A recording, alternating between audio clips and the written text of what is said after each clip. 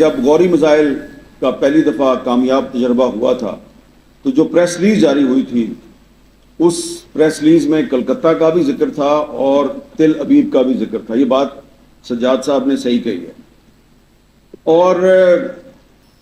یہ بات ان کی اس لیے درست ہے کہ اس وقت ہم بھی بڑے خوش تھے کہ پاکستان نے ایک بہت بڑا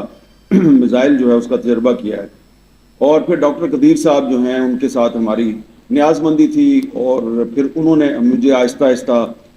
اعتماد میں لے کے بتانا شروع کیا اور انہوں نے ایک دفعہ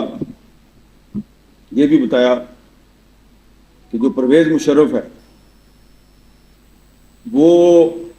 غوری میزائل کی رینج بڑھانے کا جو پروجیکٹ ہے اس سے خوش نہیں ہے.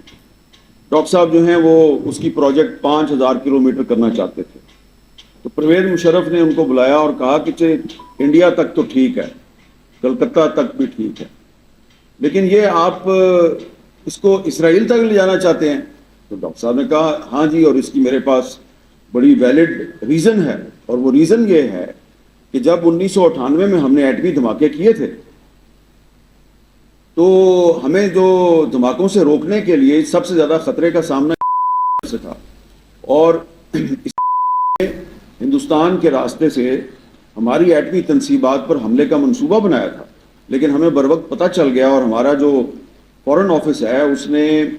ایک عرب کنٹری کے ذریعے یہ میسج بھجوایا تھا کہ اگر آپ نے ہمارے ملک پر حملہ کیا تو ہم جوابی طور پہ جس ملک کی ایئر سپیس کو استعمال آپ کریں گے ہم اس پہ بھی پھر وہی حملہ کریں گے. تو ڈاکٹر صاحب نے کہا میں نے یہی آرگومنٹ پرویز مشرف کے سامنے دیا تو اس نے کہا نہیں اور میں آپ کو یہ اجازت نہیں دے سکتا, اور اس نے وہ اس پروجیکٹ کے لیے فنڈنگ بند کر دی تھی اور بعد میں پھر انہوں نے اے کیو خان صاحب کو بھی بند کر دیا.